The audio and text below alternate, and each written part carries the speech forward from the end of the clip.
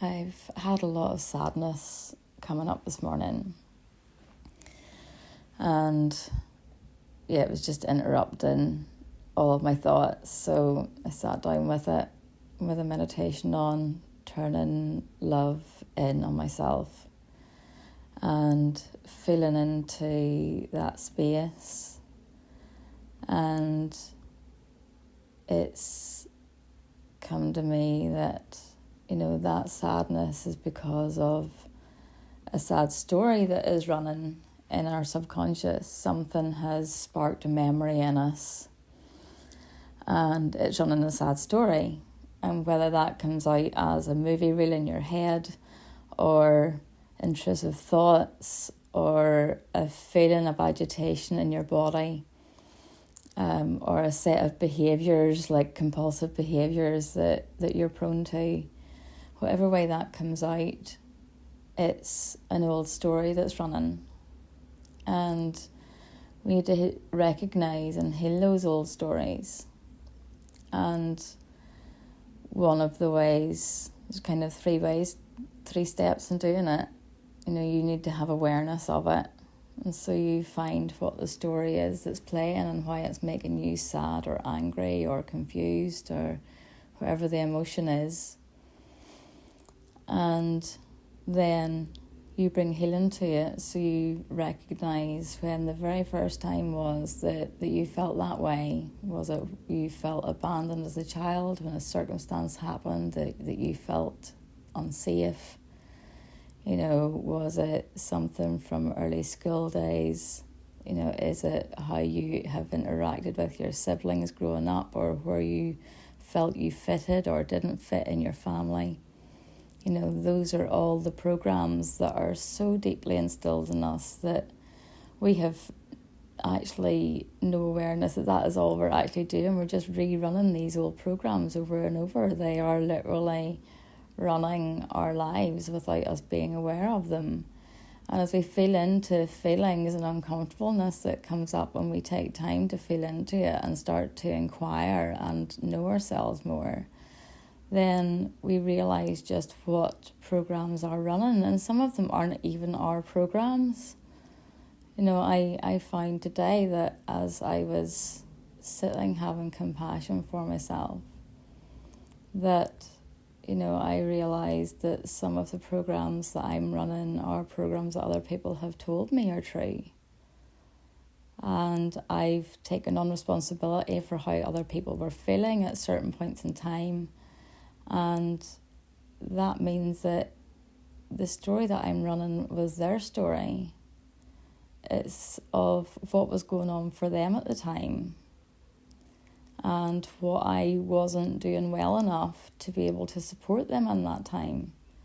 And that story is really disempowering for me, because it's saying what a bad job I did when everybody else needed me.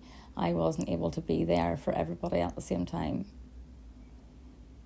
And that story completely disempowers me, because that's not my story, that's their story. It's about how they were feeling. And actually, if I have compassion for me for that period of time, I need to realise that at that point in time, I was doing the best I possibly could with what I had available to me at the time. And my own self-love was so low at the time. I really wasn't feeling worthy at the time. It was quite a low point. And that lack of love that I had for myself meant that I couldn't possibly have enough love to go around all the people that needed help and support and attention, and just the network of people in my life that I want to help and want to be there for. And I just didn't have enough love to go around at the time.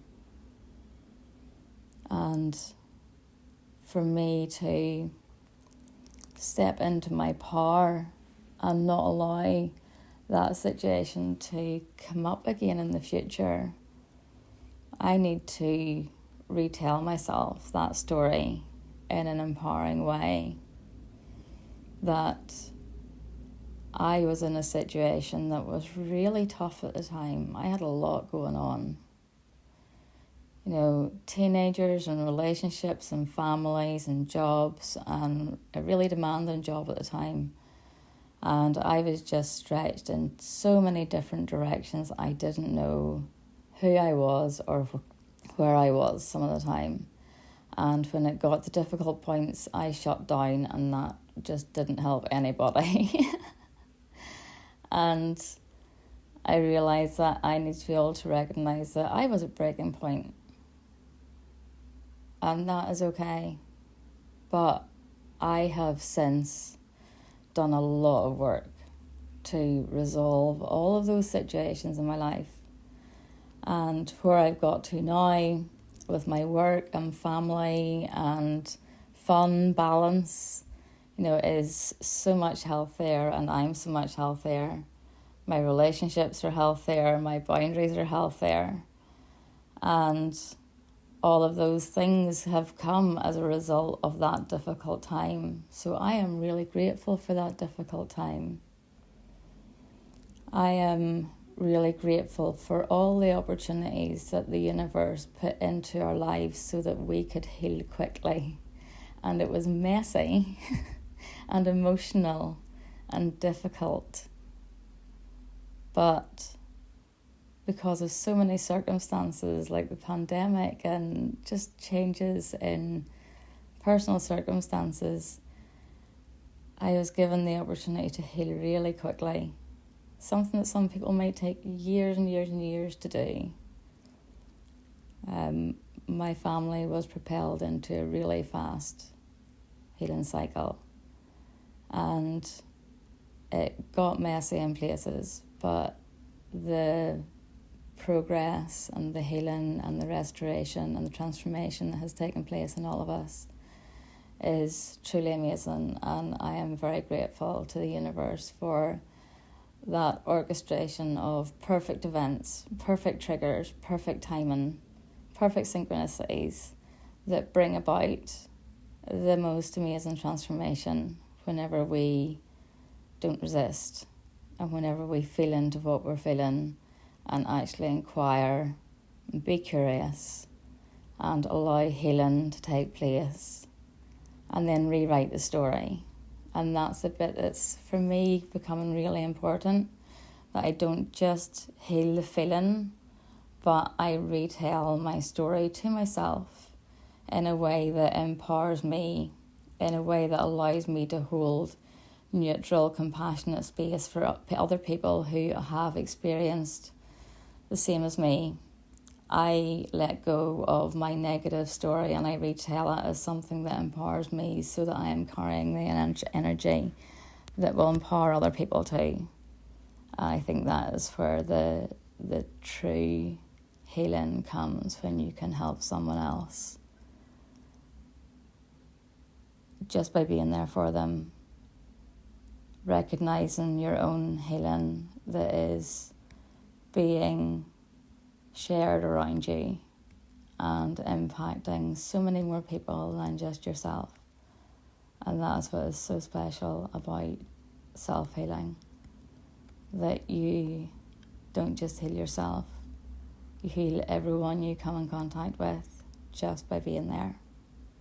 And so yeah, the sadness this morning has brought in a real sense of clarity for me. And yeah, it's been really special. I hope this helps someone.